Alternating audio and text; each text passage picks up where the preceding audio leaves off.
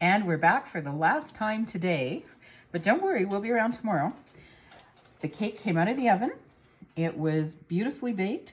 I let it sit for at least 5 minutes, but not forever, in the silicone pan. And see, that's all, just a little tiny bit stuck.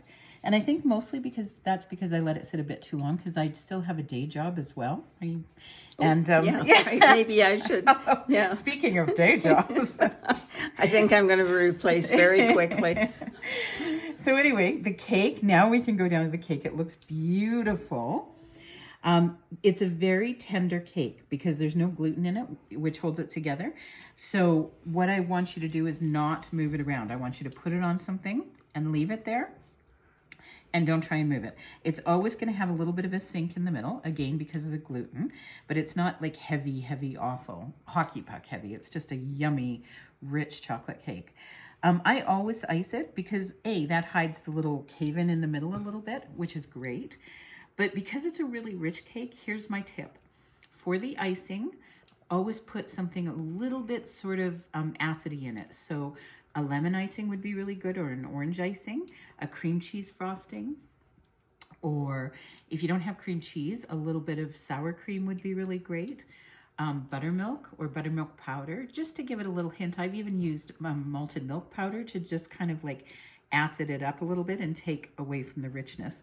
My other icing comment is, if you're going to make icing or frosting and you're going to make it chocolate, put lots of chocolate in like we did with the cake. Put in a touch of coffee as well too, because coffee, not so you can taste it, but it accentuates the flavor of the chocolate, and it'll be the best chocolate icing you've ever made. Keep your icing simple, a little bit of butter or margarine, a little bit of liquid of some sort. I usually use milk, icing sugar, and whatever your flavoring is. And it's that easy. I don't ice it all around either. I do like the naked cake kind of thing, where I just ice the top and then you serve away, and it's amazing. Now, if you're doing so much baking like me and you are running out of these great cake takers, because we have a cake in this one, we have a cake we delivered for somebody's birthday in our other one, and we've had to resort to other means to save our cakes. How about using an upside down? That's a bowl as a cake taker. I opened it up on the seal.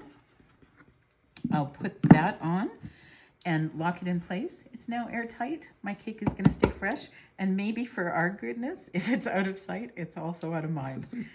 Any questions? Just ask. Talk to you later.